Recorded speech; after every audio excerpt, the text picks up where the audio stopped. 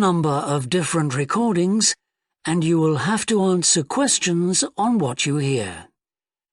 There will be time for you to read the instructions and questions, and you will have a chance to check your work. All the recordings will be played once only. The test is in 4 sections. At the end of the test, you will be given 10 minutes to transfer your answers to an answer sheet. Now turn to Section 1. Section 1. You will hear a telephone conversation between a travel agent and a customer.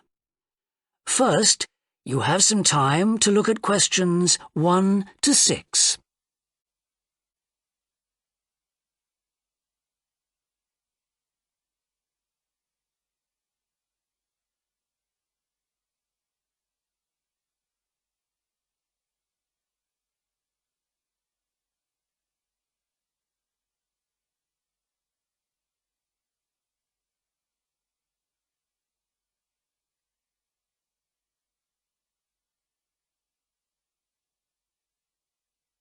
You will see that there is an example that has been done for you. On this occasion only, the conversation relating to this will be played first. Good morning, World Tours. My name is Jamie. How can I help you? Good morning. I want some information on self-drive tours in the USA. Could you send me a brochure? Of course. Could I have your name, please? Andrea Brown. The customer's name is Andrea Brown, so Brown has been written in the space. Now we shall begin. You should answer the questions as you listen, because you will not hear the recording a second time. Listen carefully and answer questions 1 to 6. Good morning, World Tours. My name is Jamie. How can I help you? Good morning. I want some information on self-drive tours in the USA. Could you send me a brochure? Of course. Could I have your name, please? Andrea Brown. Thank you. And your address? 24 Ardley Road. Can you spell that? ARDLEIGH Road. Postcode? BH5 2OP. Thanks. And can I have your phone number? Is a mobile all right? Fine. It's 07786 643 091. Thank you. And can I ask you where you heard about World Tours? From a friend, or did you see an advert somewhere? No, I read about you in the newspaper. OK, I'll get the brochures in the post to you, but can I give you some information over the phone? What kinds of things do you want to do on your holiday? I'm interested in going to California with my family. I've got 2 children, and we want to hire a car. OK. We have a couple of self-drive tours there, visiting different places of interest in California. The first one begins in Los Angeles, and there's plenty of time to visit some of the theme parks there. That's something on my children's list, so I'd want to include that. Good. Then you drive to San Francisco. From San Francisco, you can drive to Yosemite Park, where you spend a couple of nights. You can choose to stay in a lodge or on the campsite. I don't like the idea of staying in a tent. It'd be too hot. Right. And the tour ends in Las Vegas. OK. The other trip we can arrange is slightly different. It starts in San Francisco, then you drive south to Cambria. Someone told me there's a really nice castle near Cambria. Will we go near that? Hearst Castle is on that road, so you could stop there. Good. I'd like to do that. Does this trip also go into the desert? No, it continues to Santa Monica, where most people like to stop and do some shopping. We have enough of that at home, so that doesn't interest us. OK. Well, you could go straight on to San Diego. That's good for beaches, isn't it? That's right. That's a good place to relax, and your children might like to visit the zoo before flying home. I don't think so. We want some time for sunbathing and swimming. Before you hear the rest of the conversation, you have some time to look at questions 7 to 10.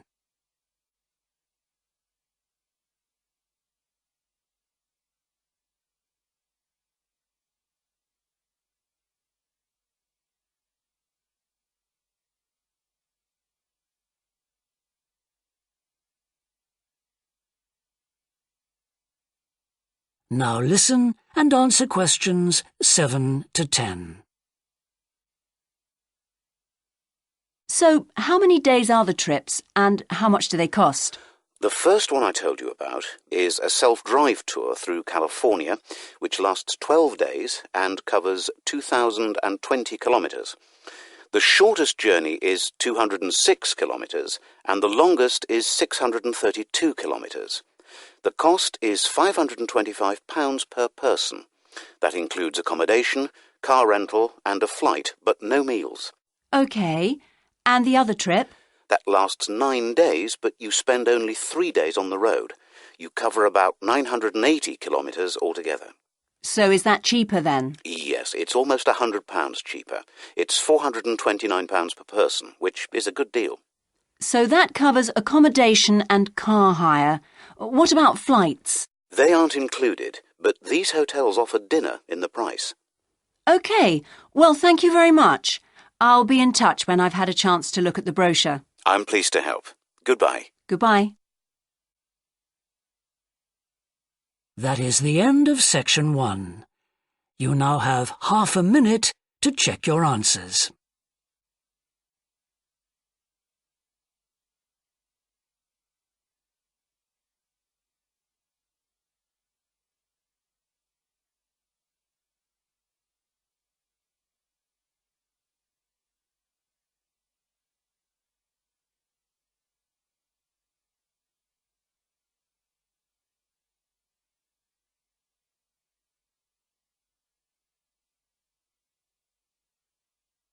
Now turn to section 2.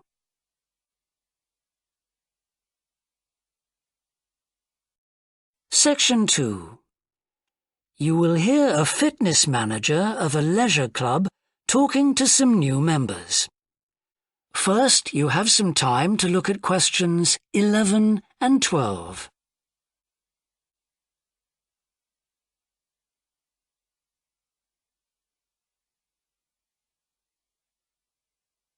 Now listen and answer questions 11 and 12. On behalf of LP Clubs, I'd like to welcome you all here today. My name's Sandy Fisher, and I'm one of the fitness managers here. Before we start our tour of the club, I'll just run through some basic information about the facilities we have here, including recent improvements, and explain the types of membership available. Our greatest asset is probably our swimming pool, which at 25 metres isn't Olympic-sized, but now we've expanded it to 8 lanes, it's much wider. This means there are rarely more than a couple of people at a time in each lane. Unfortunately, there isn't space for an outdoor pool here, but the glass roof on the swimming pool is partly retractable, which means you can enjoy something of the open-air experience on warmer days. Our recently refurbished fitness suite has all the latest exercise equipment, including 10 new running machines and a wide range of weight training machines.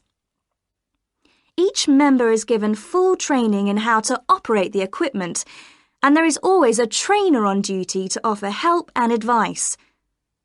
Although we do have adult-only times after 6 and at certain times at weekends, children are well catered for. Older children continue to benefit from a wide range of tuition, anything from trampolining to yoga. Before you hear the rest of the talk, you have some time to look at questions 13 to 20.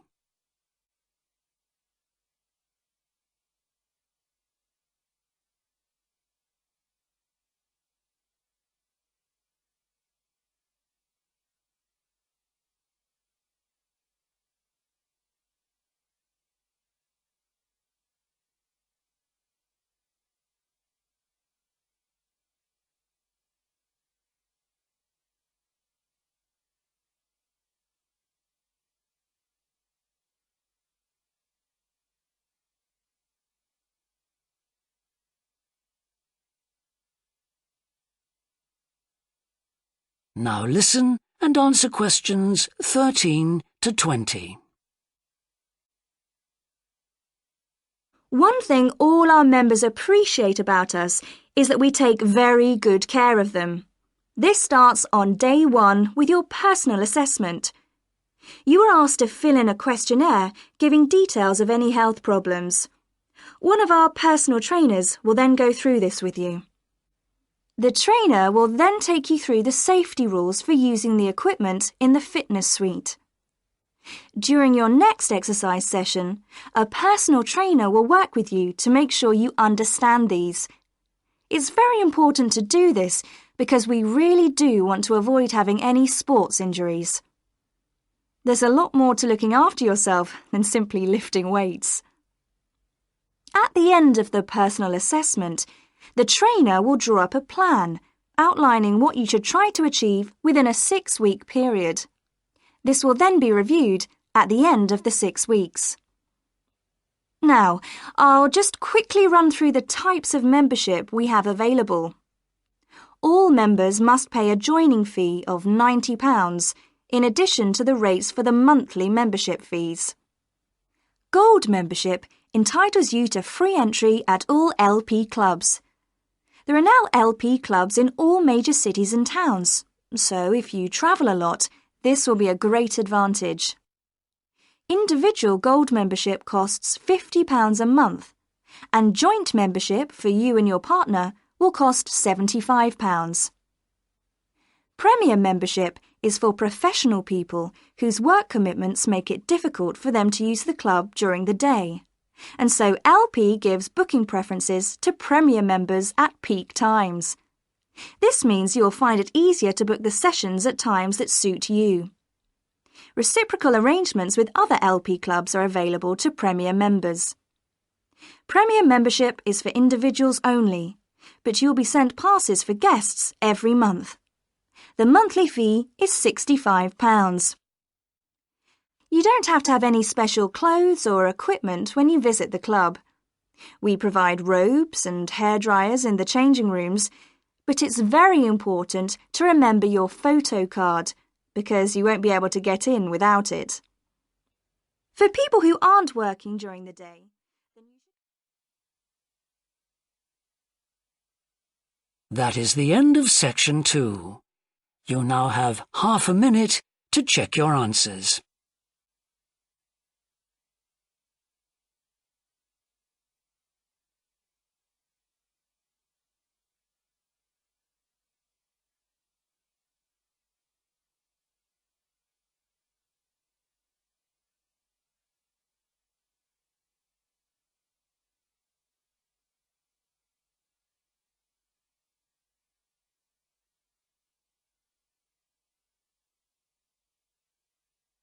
Now turn to section 3. Section 3. You will hear a student called John talking to a professor about a design competition he is entering. First, you have some time to look at questions 21 to 25.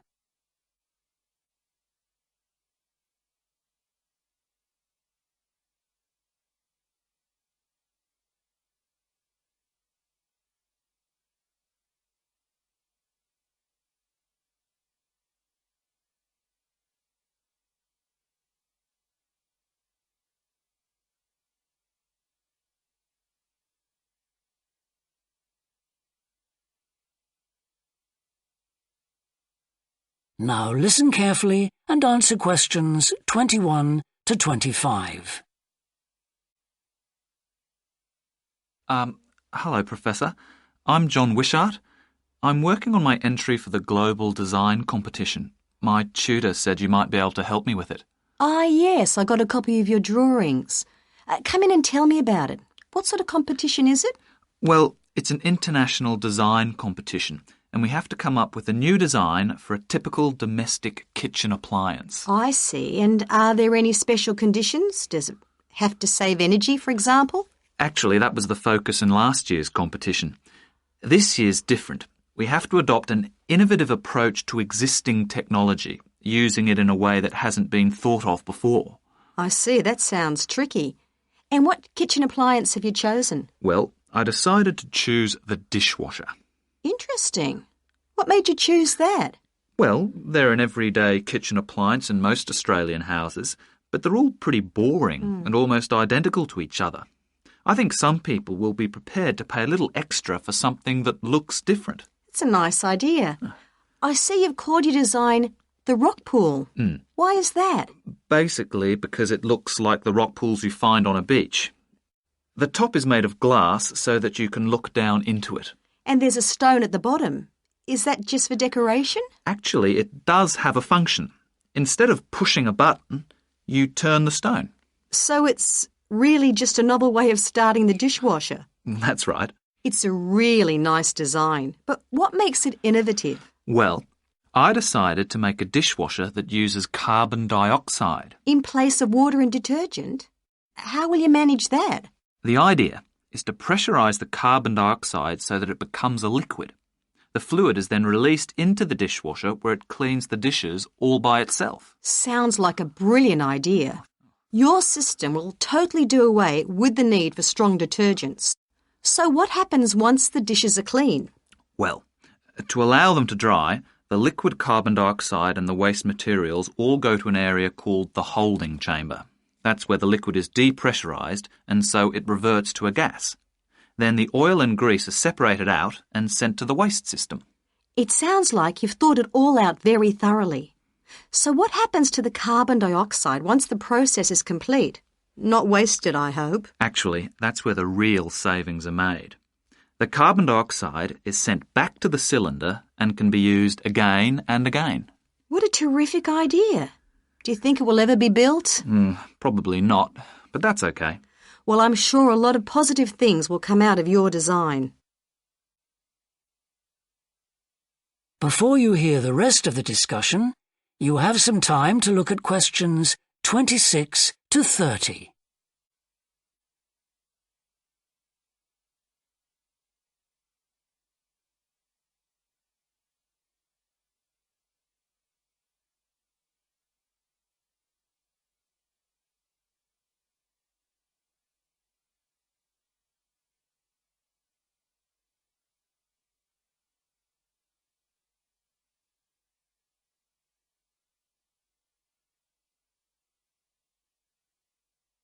Now listen and answer questions 26 to 30. Now, you seem to have thought about everything, so what exactly did you need me to help you with? Well, my design has made it to the final stage of the competition, and in a few months' time I have to give a presentation, and that's the part I was hoping you could help me with. Right, well, that should be easy enough. What have you managed to do so far? Well, I've got detailed drawings to show how it will work, and I've also written a 500-word paper on it. I see. Well, if you want to stand a good chance of winning, you really need a model of the machine. Yes, I thought I might, but I'm having a few problems. What's the main difficulty so far? Let me guess. Is it the materials? Yes. I want it to look professional, but everything that's top quality is also very expensive. Look, projects like this are very important to us. They really help lift our profile. So why don't you talk to the university about a grant? Oh. I can help you fill out the application forms if you like. Oh, that would be great. You'd better show me this paper you've written as well. For a global competition such as this, you need to make sure the technical details you've given are accurate and thorough. Oh, that would be a great help. Is there anything else I can do? Well, I'm really nervous. That is the end of section 3. You now have half a minute to check your answers.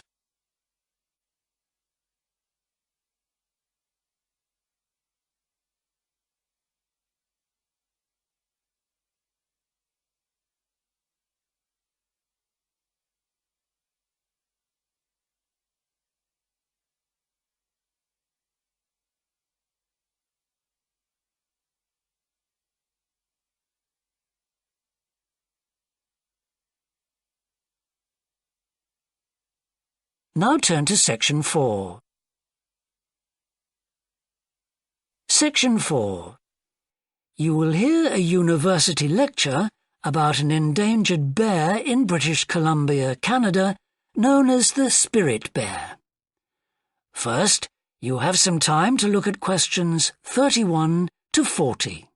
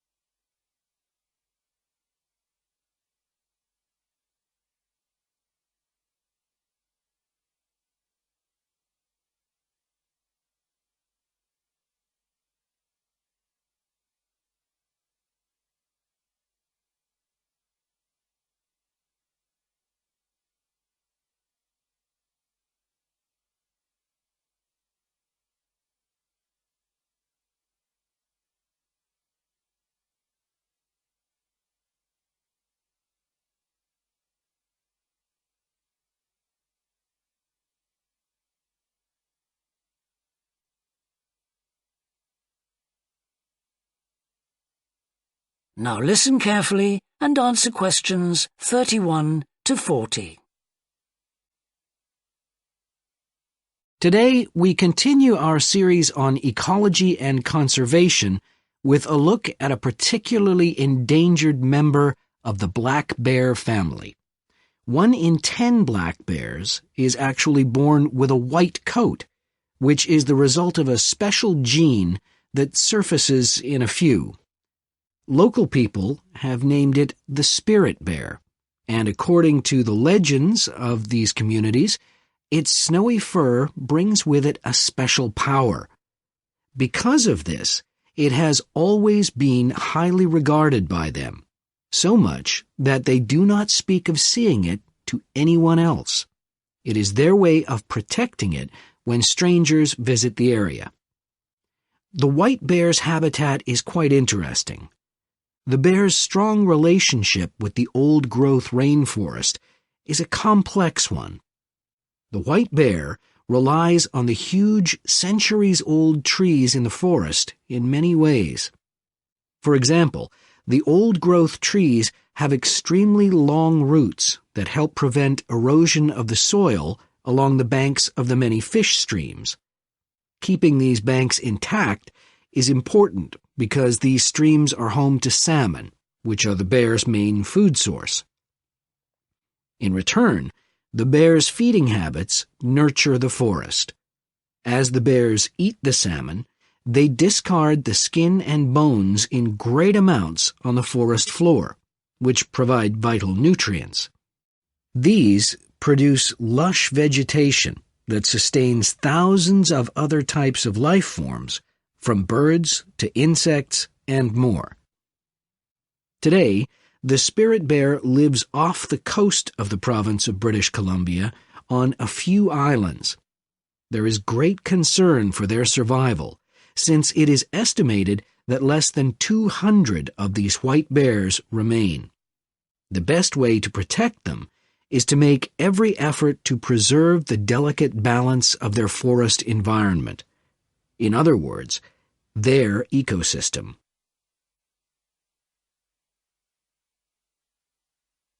The greatest threat to the bear's existence is the loss of its habitat. Over many years, logging companies have stripped the land by cutting down a large number of trees. In addition, they have built roads which have fractured the areas where the bear usually feeds, and many hibernation sites have also been lost. The logging of the trees along the streams has damaged the places where the bears fish. To make matters worse, the number of salmon in those streams is declining because there is no legal limit on fishing at the moment. All these influences have a negative impact on the spirit bear's very existence, which is made all the more fragile by the fact that reproduction among these bears has always been disappointingly low. And so, what's the situation going forward? Community organizations, environmental groups, and the British Columbia government are now working together on the problem. The government is now requiring logging companies to adopt a better logging method, which is a positive step. However, these measures alone may not be sufficient to ensure a healthy population of the spirit bear in the future. Other steps also need to be taken. While it is important to maintain the spirit bear's habitat, there also needs to be more emphasis on its expansion. The move is justified as it will also create space for other bears that are losing their homes to damage. That is the end of section 4. You now have half a minute to check your answers.